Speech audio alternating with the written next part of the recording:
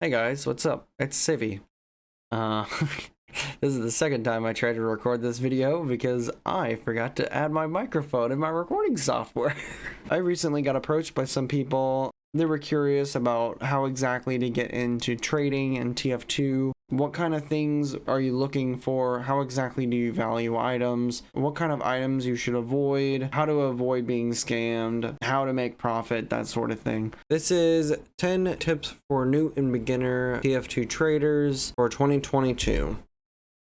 That's right, baby. You better take advantage of the new year with a tips trading video. Let's go!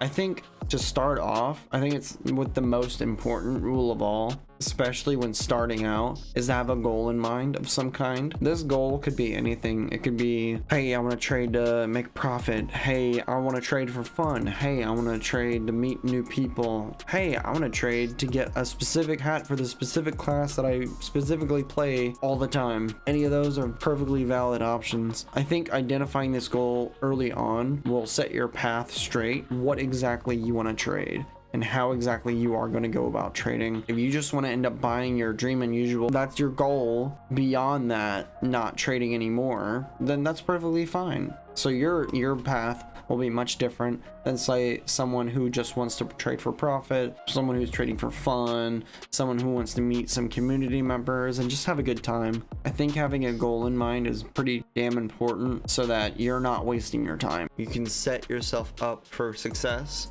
much quicker and you're not wasting time trying to figure out what you need to do. You're getting in, you are doing what you need to do to get your trading going. There are two different ways that you can get into trading TF2 items. There's the long, grinding, hard, it's too much work for what you're getting out of. And then there's one way that everybody else does it.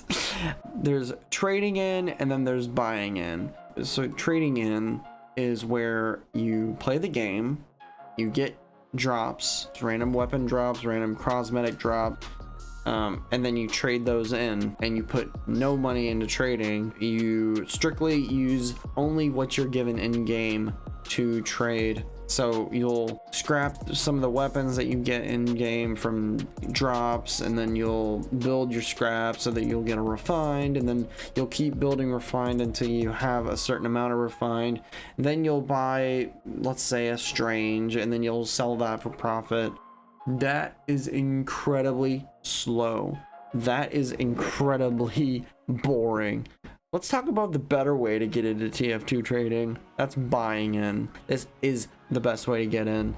Buying in where you can skip all the bullshit at the very beginning of trading where you have nothing, you start off with nothing, and you start off with a head start with something. In the past, you could buy in with 10 keys. You would have no issue making profit. However, in today's market, I think it's a little bit harder. Even some of the worst hats are more than 10 keys. Other guides will say start off with 20. I'll agree. I think starting off with 20 or 25 is a perfectly reasonable number to start off if you want to just buy straight in. I have another tip. This is where you had to have that goal in mind, because if you want to take this seriously and you really want to, like, if you're going to play the long game, you want to be in TF2 trading for a long time, you may want to consider this. And that's every once in a while you'll set aside some money and you'll keep adding to your keys and you're adding to your backpack so that you can buy higher tier unusuals quicker. In my opinion, I think this is what I should have done from the very beginning, but I probably didn't do this till my third year of trading. But the next kind of tip, how exactly do you make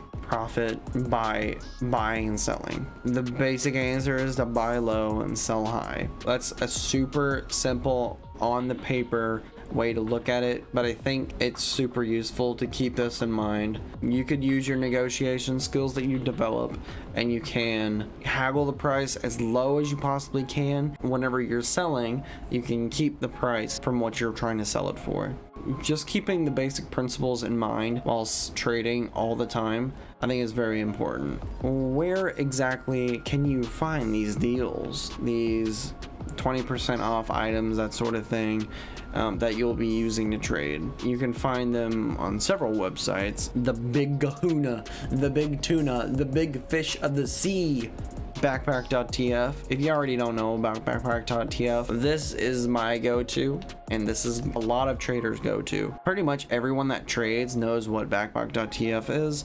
If you don't, by all means, hop on there, explore.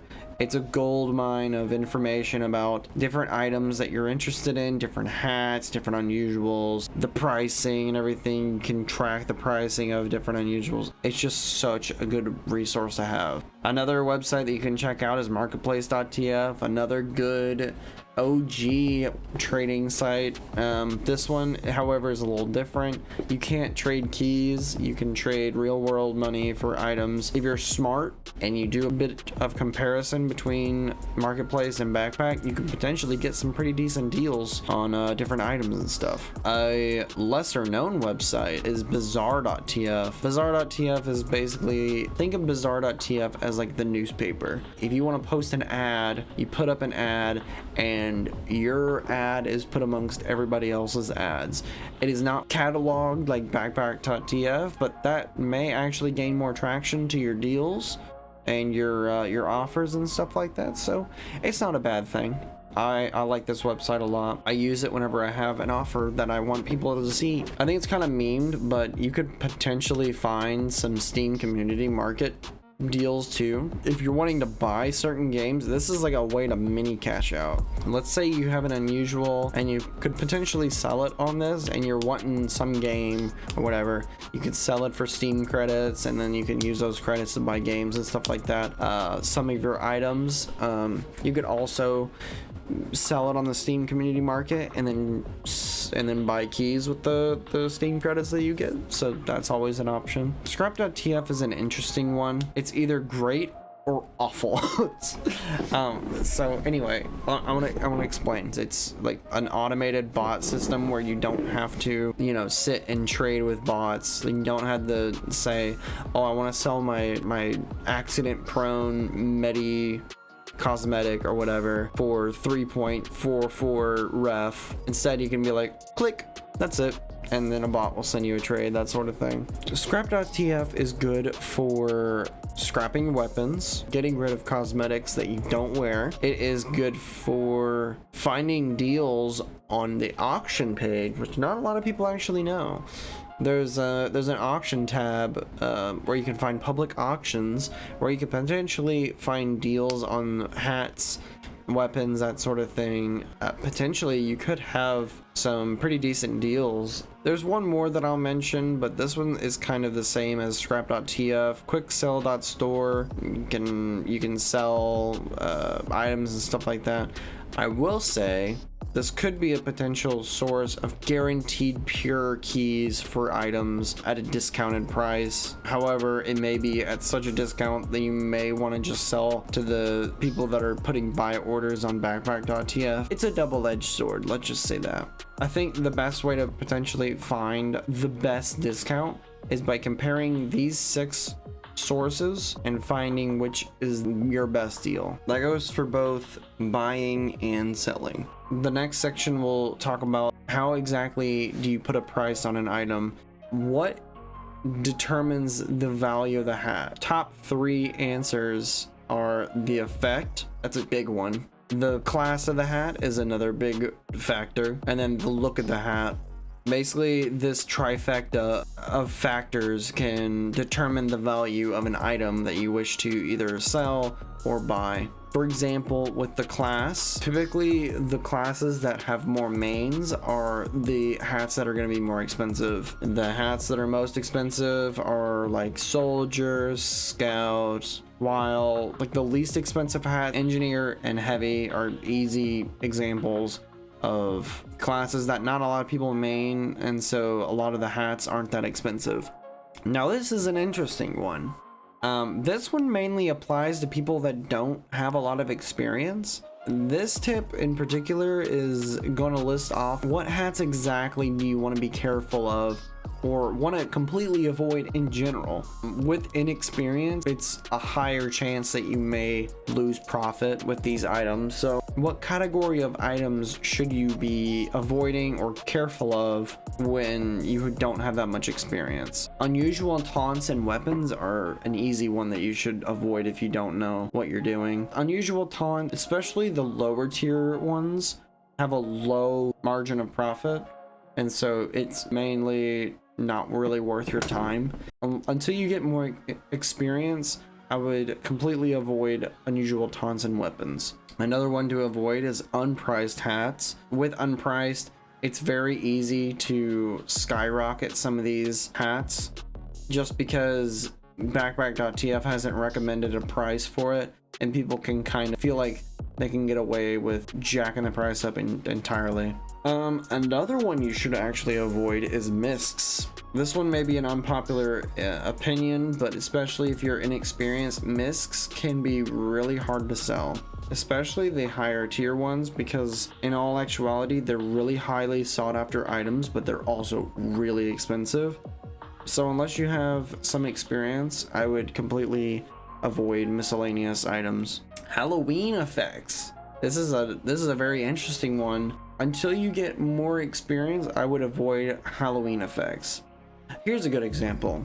There's an overrated Halloween effect called Neutron Star. Especially if you're newer to the TF2 trading scene, Neutron Star can be like, ooh, oh, look at this. Oh, that's such a pretty unusual. But then you look at it in game and it's kind of like whatever. Not to shit on Neutron Star, but it's not that good of an effect. Halloween effects in general are a bit harder to sell, especially if they are like ugly hats and not that great effects. Don't get me wrong, things like the pumpkin moon, it's a new god tier effect. However, a lot of people actually prefer not to deal with Halloween effects and would rather deal with like OG effects such as like purple energy, green energy, that sort of thing. Old effects that have been here for a while and that have been very widely available. Another item you should avoid is one of ones. Oh my gosh. It could either be crazy profit or crazy loss of profit. One of ones are very scary because you control the entire market of the entirety of all of TF2 with this one item. One of ones are definitely a double-edged sword.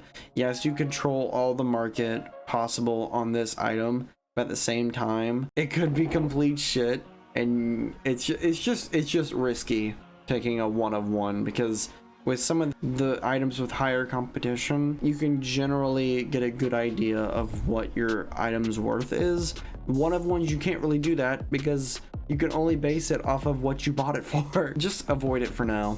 Look at all these that you should avoid. There's quite a bit, especially with an experience. I have experience with all these, but as you're starting out in this guide, just avoid these. We're getting into the nitty gritty. This is the meat of the video right here. This is like everything up until this point has been like lists.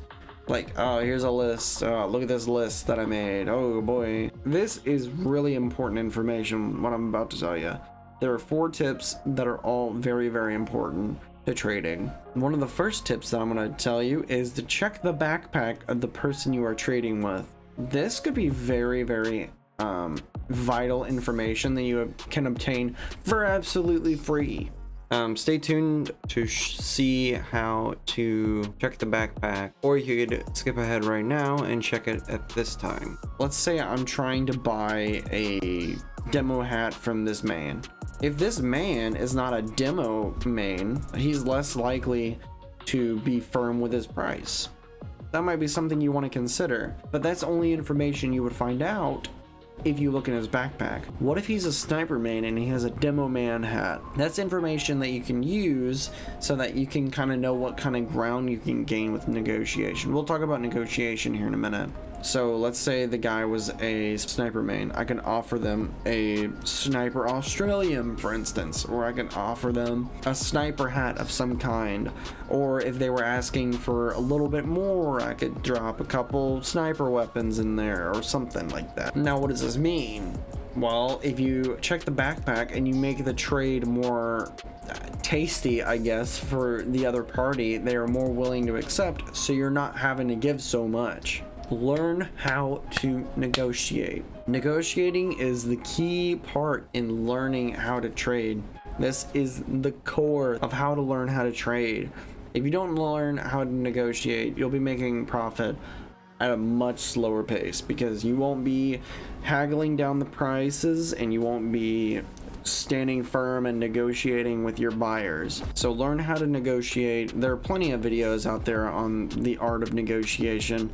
It's not too difficult to understand, and once you have experience, negotiation is going to come anyway. A second part to this tip would be to identify who has the upper hand in the trade. This could be important and this could help you with negotiating. Determining who has the upper hand is pretty simple. There's kind of a hierarchy with the different types of valuables within the trading community.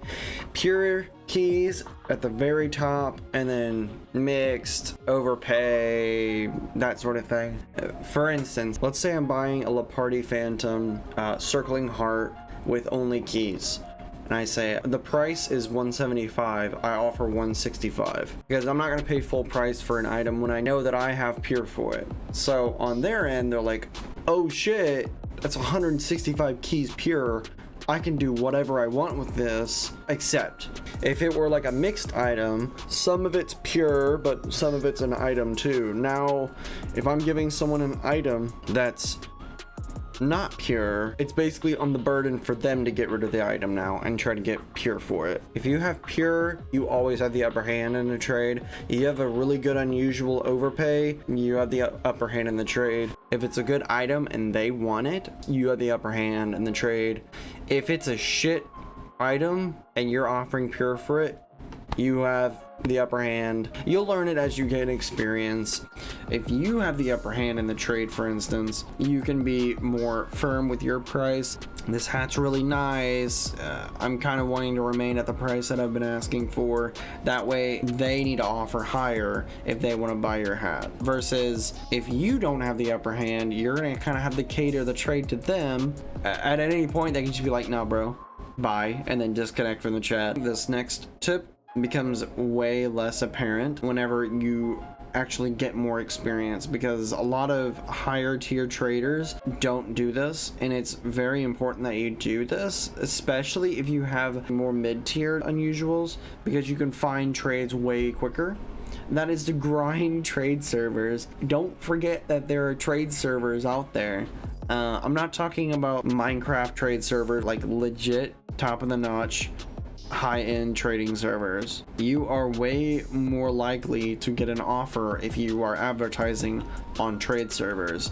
That is 24 or so live people that are looking at your ad in the chat and may or may not become interested, and it's live too. You're gonna get an offer like that. If you are like a lot of the traders and you sit on backpack.tf, post your ad, and then wait, you're gonna make profit a lot slower. The last tip for this video is to always quadruple check the offer before hitting accept. This is actually the only time that I've ever been scammed out of an item, is because I didn't double check. The scammer in question did a quick switch scam. Basically what that means is they promised one item, they gave an item that looked like it, and I didn't check to make sure.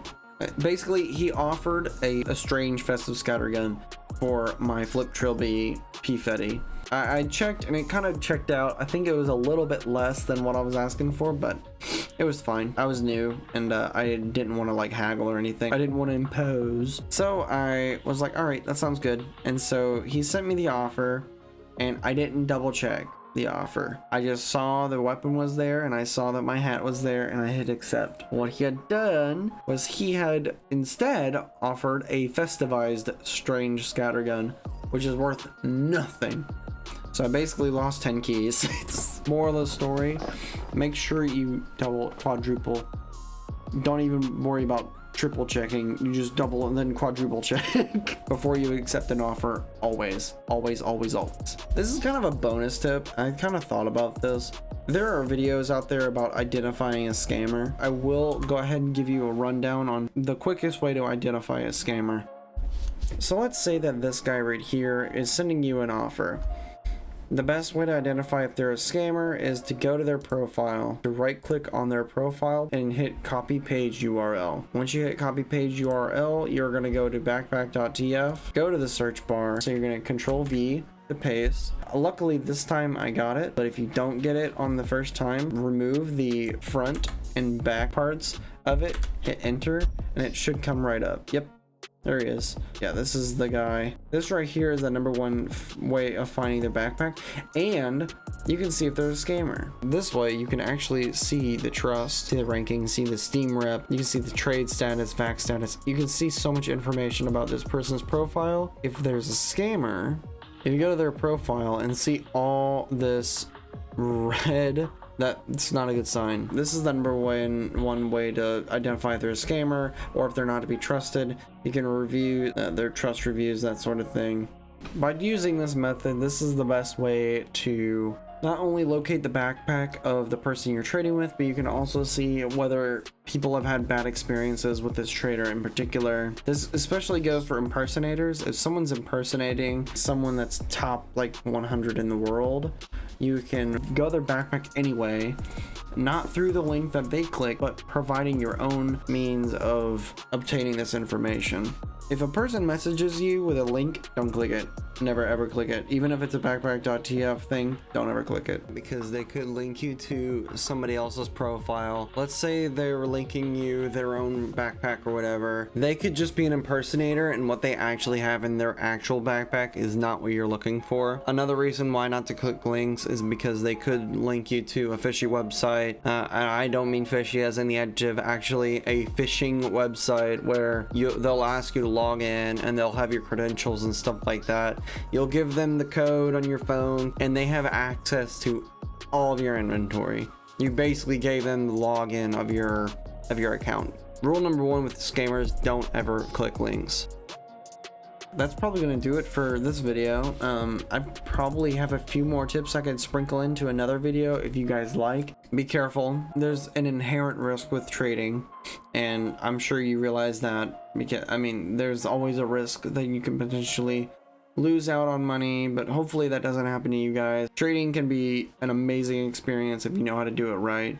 It can be super fun. By researching videos and stuff like that, you're one step closer to trading, you know. If you want a little less formal, I guess, form of media by myself, I also have a few other YouTube videos on my channel. If you want something more frequent, I stream, I do TF2 content, I do a lot of variety content over on my Twitch. Boink, it's right there. Hey, it's your boy, shameless plug. Anyway, I hope this video was educational and it was interesting enough. This brings you one step closer to obtaining your goal with trading. I hope you enjoyed the video. If you did, please leave a like. Subscribe if you're new around here. Anyway, love you guys. See you in the next one. Bye.